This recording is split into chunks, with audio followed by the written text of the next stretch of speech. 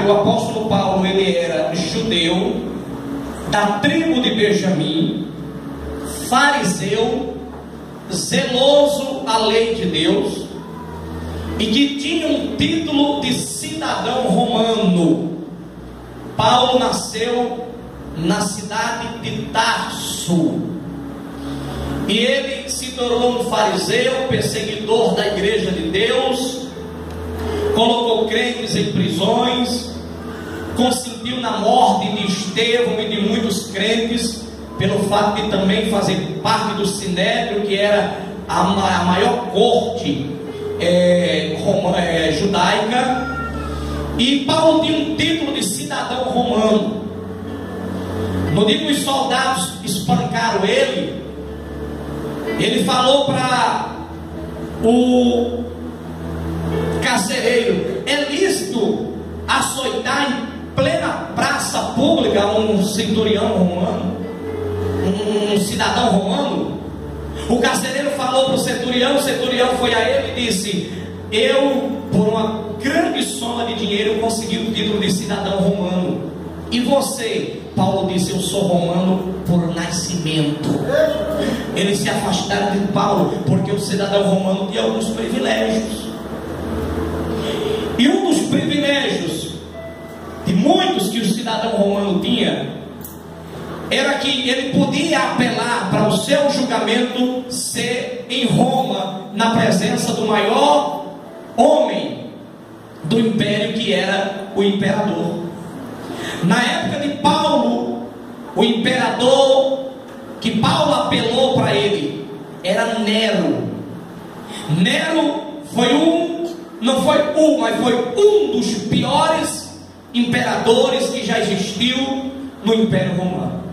Nero mandou matar a própria mãe, Nero mandou matar a própria esposa, Nero colocou fogo em Roma e botou culpa nos crentes, nos cristãos.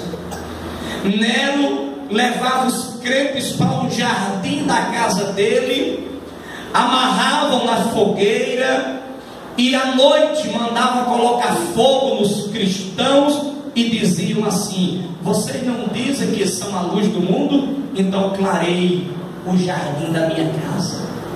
Ele era cruel. E Paulo, quando estava em Jerusalém sendo julgado, e os judeus, os patrícios, os irmãos de Paulo, por nacionalidade, jejuaram para matar Paulo. Você já imaginou, irmão, crente fazendo jejum para o outro morrer? Foi isso que os judeus fizeram. Ninguém come enquanto nós não vermos este Paulo morto. Vão passar fome, porque o que Deus tem com Paulo é coisa grande. E Paulo só vai morrer na hora que Deus quiser, no momento em que Deus quiser, no dia e na hora em que Deus quiser. Então Paulo apelou para o governador, dizendo: eu, como cidadão romano, apelo para ser julgado por César. E ele disse: se você apele para ir para César você irá.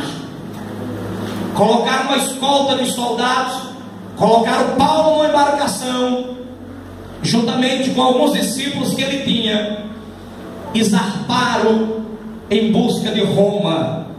Ele enfrentou dificuldades naquela viagem. Seria uma das piores viagens de Paulo. Eles passaram vários dias, irmãos, sem ver a luz do sol, sem ver a lua e estrelas, porque o céu estava tomado de nuvens e tempestade, e não fazia diferença nenhuma entre a noite e dia, porque de dia eles não viam a luz do sol, e à noite eles não viam a luz da lua. A tempestade jogava o barco para lá, jogava o barco para cá, e todos que estavam no barco, que era cerca de 76 pessoas, já haviam perdido a esperança de serem salvos, e eles haviam perdido o ânimo da salvação, e a Bíblia diz que eles não tinham ânimo nem para se alimentar. E Paulo chegou para eles e disse assim: gente, não perca o ânimo, não perca a esperança. Já faz vários dias que vocês não comem nada, está todo mundo desanimado, mas eu tenho uma palavra Paulo começa a fazer um culto naquele navio em meio à tempestade, porque tem crente que em meio à tempestade só vai reclamar, só vai murmurar. Paulo não, em meio à tempestade Paulo faz um culto.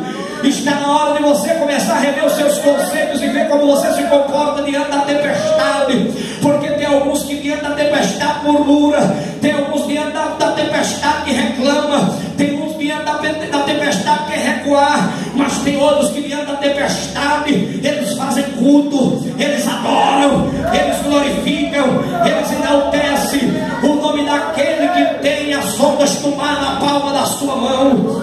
Paulo começa a fazer um culto e pregar para aqueles homens que estão no navio, e Paulo diz assim: gente, não percam a esperança.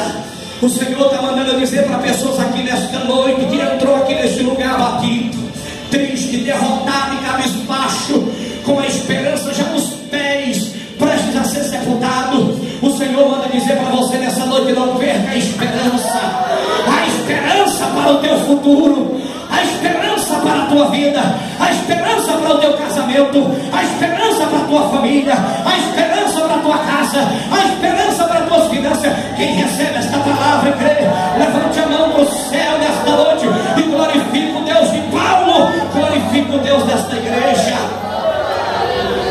Aleluia. E com o teu irmão aí, não durma, diga, porque se tu dormir, a fibra vai te morder.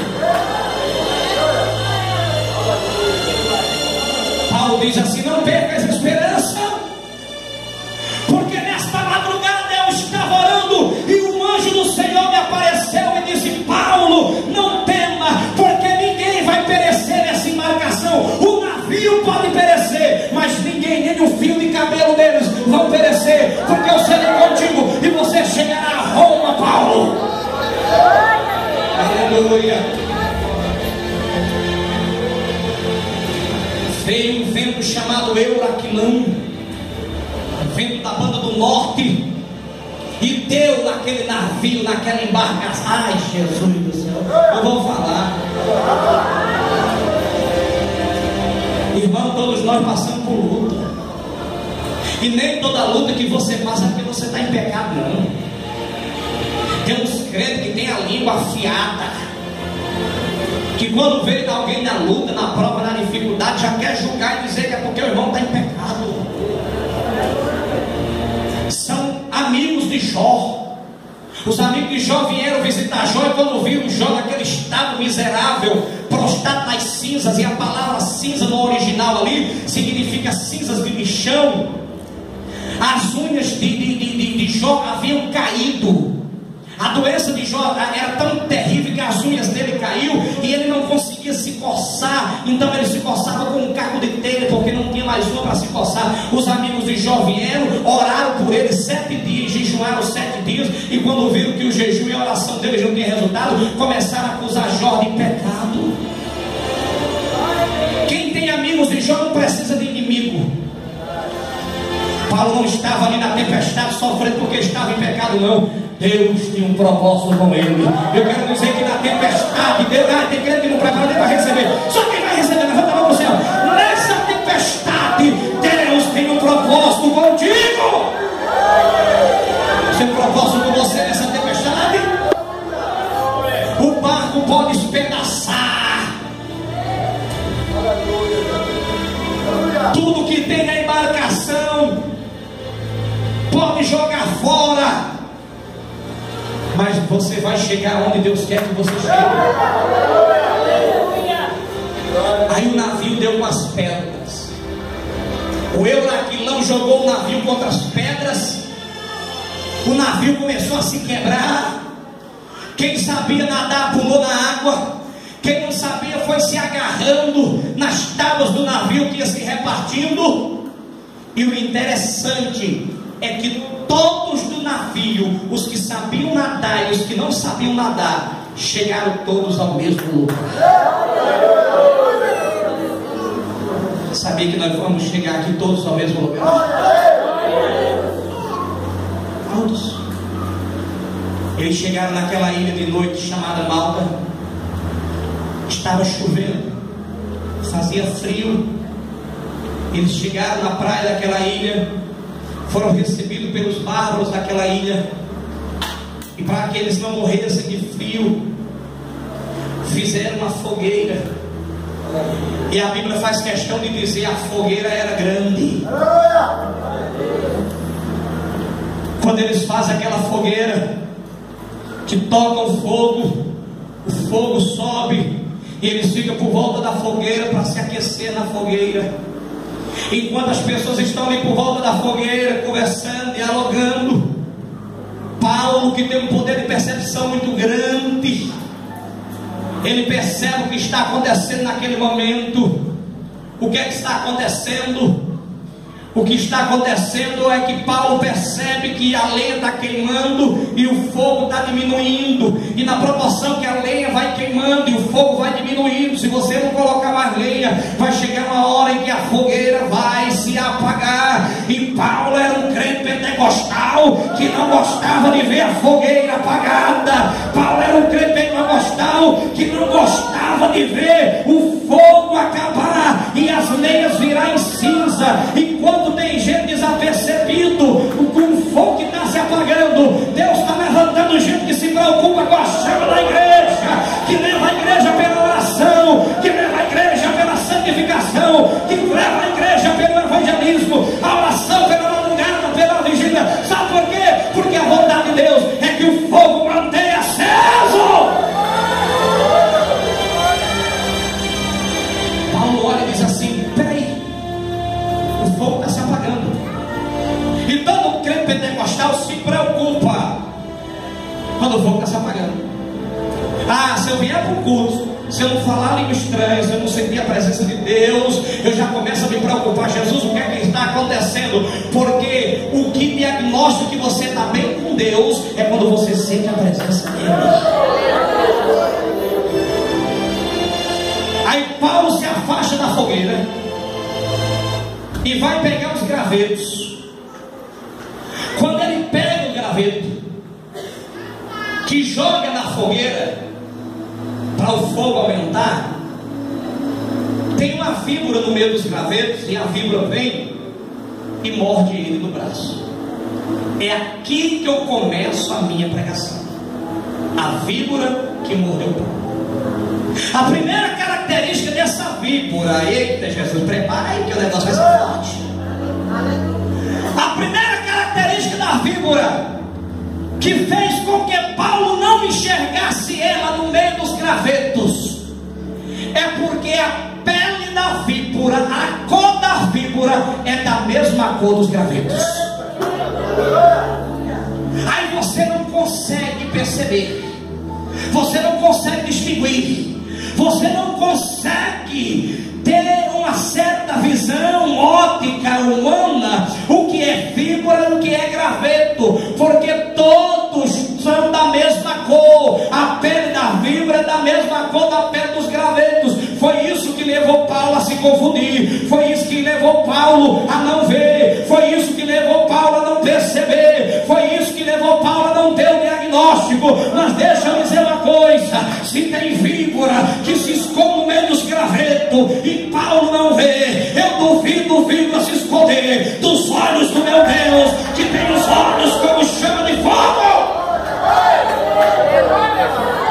Para você perceber a víbora, você tem que ter revelação. Para você perceber a víbora, você tem que ter visão. Para você perceber a víbora, você tem que ter particularidade com Deus. A primeira característica da víbora é que ela confunde. Eu vou falar. Aqui não tem não, mas por aí onde eu ando pregando, existe um monte de víbora dentro das igrejas misturada com os gravetos, que o pastor não consegue perceber,